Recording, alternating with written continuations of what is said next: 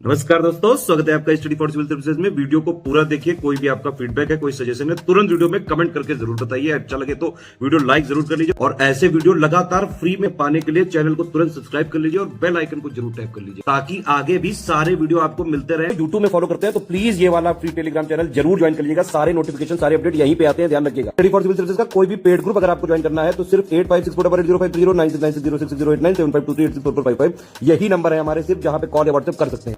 Instagram पे हमारा page जरूर फॉलो कर लीजिएगा, study for civil dot services है। ट्विटर पे हमको जरूर फॉलो कर लीजिएगा, @स्टडी फॉर सिविल्स है। सारे क्वेश्चन अटेम्प्ट करिए और स्कोर अपना तुरंत कमेंट करके बताइए। आप सभी का स्वागत है स्टडी फॉर एग्जाम्स में। दोस्तों, यह यूपीपीएससी एपीएस के लिए यह 5वां वीडियो है। इससे पहले 4 वीडियो आ चुकी है और उसका लिंक जो है इसी वीडियो कमेंट बॉक्स में पिन कर दिया गया है।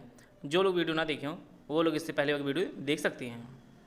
वीडियो शुरू करने से पहले बताना चाहता हूँ, यूपीएससी एपीएस बीओ आरओ सहित हमारे कई पेड ग्रुप चल रहे हैं। अगर आप इन पेड ग्रुप से जुड़ना चाहते हैं तो ये हमारे दिए गए नंबर है, इस पर कॉल या व्हाट्सएप करके जो है जानकारी प्राप्त कर सकते हैं। तो आइए देखते हैं हम लोग आज का पहला प्रश्न। हाल ही में प्रकाशित पुस्तक गांधी सियासत और सांप्रदायिकता, ये जो पुस्तक है ये किसने लिखी है? शिव खेड़ा, चेतन भगत, सचिन चौधरी या पीयूष बोबले? गांधी सियासत और सांप्रदायिकता जो पुस्तक है यह पीयूष बोबले द्वारा लिखी गई है। इसका जो ऑप्शन डी है वो आपका सही है। Geographical factor in Indian history जो पुस्तक है इसके लेखक कौन है? के.एम. पणिकर, टोयम्बी, M.N. श्रीनिवास या जमुना दास?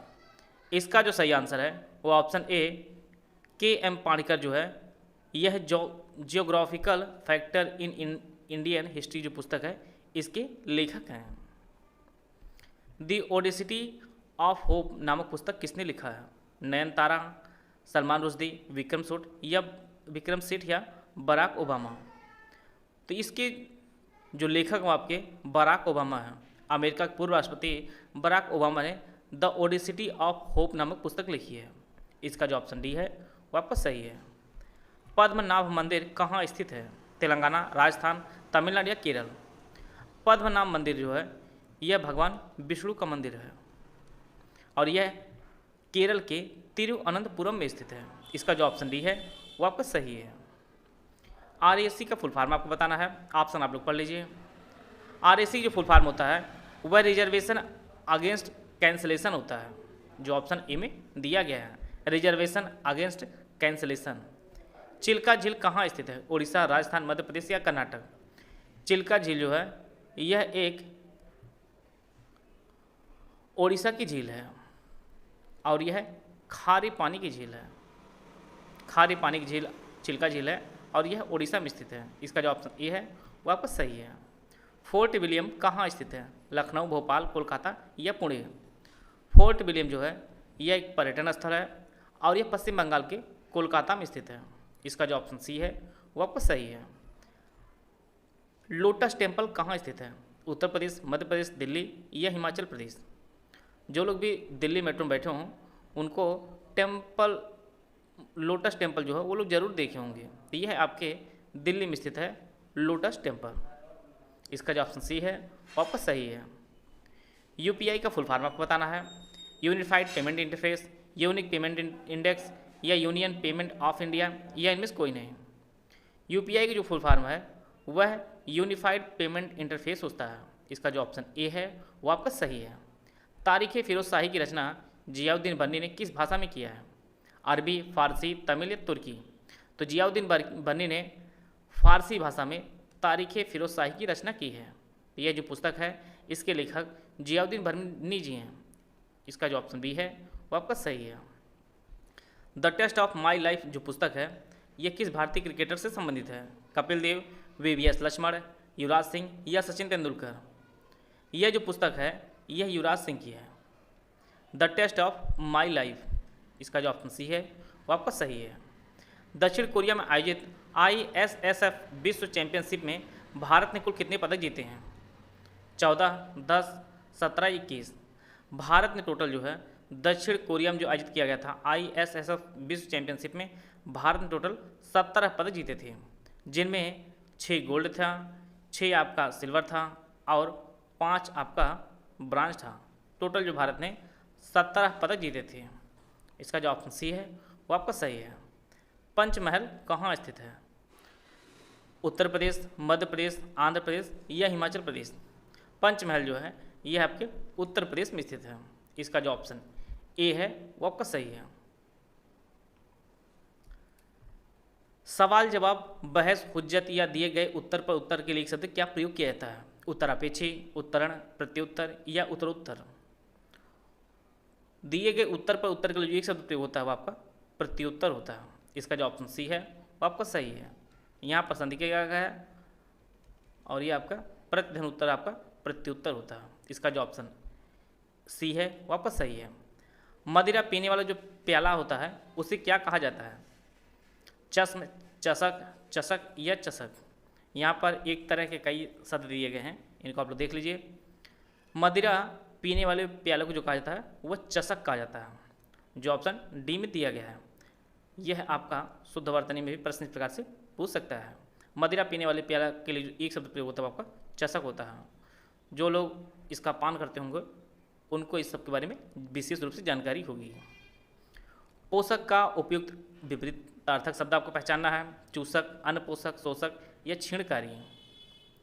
पोषक का जो विलोम होता है वो आपका शोषक होता है। इसका जो ऑप्शन सी है वो आपका सही है। जो स्त्री के वशीभूत हो उसके लिए शब्द क्या प्रयोग होता है? स्त्री प्रेमी, स्त्रैण, स्त्रियोचित या त्रियावसी? जो स्त्री के वशीभूत हो उसके लिए शब्द प्रयोग होता है आपका स्त्रैण होता है। इसका जो ऑप्शन बी है वो आपका सही है। पत्थर को जोंक नहीं लगती जो कहावत है उसका अर्थ आपको बताना है। सबल का शोषण नहीं होता, मजबूत चीज़ आसानी से खराब नहीं होती, दो धूर्तों में प्रायः टकराव नहीं होता, हाथी पर कोई प्रभाव नहीं पड़ता, पत्थर पर जोंक नहीं लगती। इसका जो अर्थ होता है आपका हाथी पर कोई प्रभाव नहीं होता। इसका जो ऑप्शन डी है वो आपका सही है। विहंगम दृष्टि, इस कहावत के लिए अर्थ आपको बताना है। गहरी नज़र, तीखी नज़र, मंद नज़र या सरसरी नज़र? विहंगम दृष्टि का जो अर्थ होता है आपका सरसरी नज़र होता है। इसका जो ऑप्शन डी है वो आपका सही है। काटो तो खून नहीं, पीड़ा शांत हो जाना, बिल्कुल निर्जीव हो जाना, भय के कारण स्तब्ध हो जाना या गुस्सा शांत हो जाना? काटो तो खून नहीं का जो अर्थ होता है आपका भय के कारण स्तब्ध हो जाना। इसका जो ऑप्शन सी है वो आपका सही है। काटो तो खून नहीं का अर्थ जो होता है आपका भय के कारण शांत हो जाना होता है।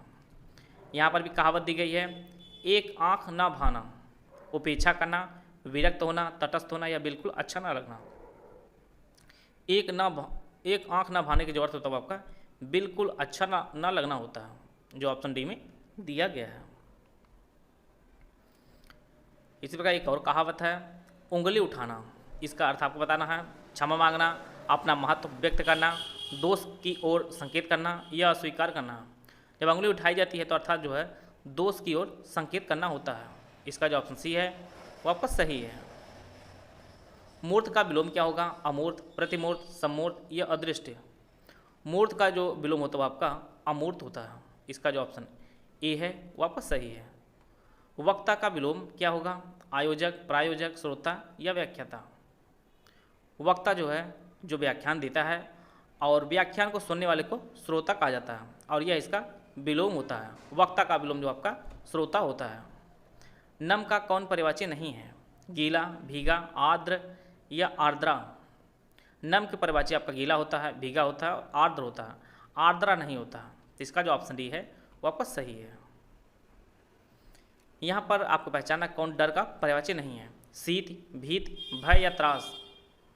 डर का जो पर्यायवाची होता है त्रास होता है, भय होता है, भीत होता है, लेकिन शीत नहीं होता। इसका जो ऑप्शन ए है वो आपका सही है। कुशल का पर्यायवाची कौन नहीं हुआ आपको पहचानना है? दक्ष, अक्ष, निपुण और प्रवीण? कुशल का जो पर्यायवाची आपका दक्ष है, निपुण है और प्रवीण होता है, अक्ष नहीं होता है। इसका जो ऑप्शन बी है वो आपको सही है। दक्ष, निपुण और प्रवीण जो है कुशल के पर्यायवाची हैं। पक्षी का कौन पर्यायवाची नहीं हुआ आपको पहचानना है? द्विज, खग, पंथी, विहग? पक्षी के पर्यायवाची आपका द्विज होता है, खग होता है और विहग होता है। पंथी जो है यह पक्षी का पर्यायवाची नहीं होता है। आपको पहचानना है कौन पुत्री का पर्यायवाची नहीं है? दुहिता, दौहित्र, तनया और सुता? पुत्री के जो पर्यायवाची होते हैं वह दुहिता होता है, तनया होता है और सुता होता है। यह जो है दौहित्र जो शब्द होता है ये पुत्री का पर्यायवाची नहीं होता है। सिर्फ जो आपके दुहिता है, तनया है और सुता, ये सभी जो है पुत्री के पर्यायवाची हैं। तो इसका जो ऑप्शन बी है वो आपका सही है। यहाँ पर 4 वाक्य दिया गया है, आपको पहचानना कौन सा वाक्य जो है एक शुद्ध वाक्य है। ऑप्शन आप लोग पढ़ लीजिए। जो यहाँ पर शुद्ध वाक्य लिखा गया है उसे अनुत्तीर्ण होने की आशंका है। यह पूरी तरह से जो है एक शुद्ध वाक्य लिखा गया है। अगले में भी आपको पहचानना कौन शुद्ध वाक्य लिखा गया है। ऑप्शन आप लोग पढ़ लीजिए। यहाँ पर जो शुद्ध वाक्य लिखा गया है, ये बिंदी नहीं है, वह दंड के योग्य है। यह जो लिखा गया है वह दंड के योग्य है। यह एक शुद्ध वाक्य लिखा गया है। वह दंड के योग्य है, यह एक शुद्ध वाक्य है। ऑर्डिनेंस का हिंदी में अर्थ आपको बताना है। अध्यादेश, प्रतिरूप, मानक या परीक्षाधीन। ऑर्डिनेंस जो अर्थ होता है आपका अध्यादेश होता है। इसका जो ऑप्शन ए है वो आपका सही है। एक आपके सेक्शन में हिंदी वाले सेक्शन में हिंदी टू इंग्लिश और हिंदी टू इंग्लिश और इंग्लिश टू हिंदी है, वहाँ से भी प्रश्न आपकी परीक्षा में जो है प्रश्न पूछेगा। जिसके पास घर ना हो, गृही, अनिकेत, अभिषेक या अकिंचन। निकेत का अर्थ होता है घर होता है और अनिकेत का मतलब होता है नहीं। जिसके पास घर ना हो उसके लिए शब्द जो प्रयोग होता है आपका अनिकेत होता है। इसका जो ऑप्शन बी है वो आपका सही है। कुछ प्रश्न आपके कंप्यूटर सेक्शन से भी है। कंप्यूटर की दूसरी पीढ़ी किस पर आधारित थी? Integrated circuit, vacuum tube, VLSI, micro processor या ट्रांजिस्टर। कंप्यूटर जो दूसरी पीढ़ी आधारित थी वो आपके वह ट्रांजिस्टर पर आधारित थी। पहली पीढ़ी जो है वह वैक्यूम ट्यूब पर आधारित थी और दूसरी पीढ़ी आपकी ट्रांजिस्टर पर आधारित थी। आपको बताना है कंप्यूटर कौन जो है अभिन्न हिस्सा नहीं है? CPU, माउस, UPS या मॉनिटर। कंप्यूटर का जो अभिन्न हिस्सा है आपका CPU होता है, माउस होता है और मॉनिटर होता है। UPS नहीं होता है। इसका जो ऑप्शन सी है वो आपका सही है। बैंकों में चेकों को संसाधित करने के लिए बैंक निम्नलिखित में कौन सी निवेश तकनीक का उपयोग करता है? OCR, ICR, OMR या पिक्सेल। बैंकों के जो चेक होते हैं उनमें मैग्नेटिक इंक का प्रयोग किया जाता है। उसको चेक करने के लिए जो है MICR का प्रयोग किया जाता है। इसका जो ऑप्शन बी है वो आपका सही है। कंप्यूटर संसाधक के संदर्भ में जो है ALU का पूर्ण रूप क्या होता है? ऑप्शन आप पढ़ लीजिए।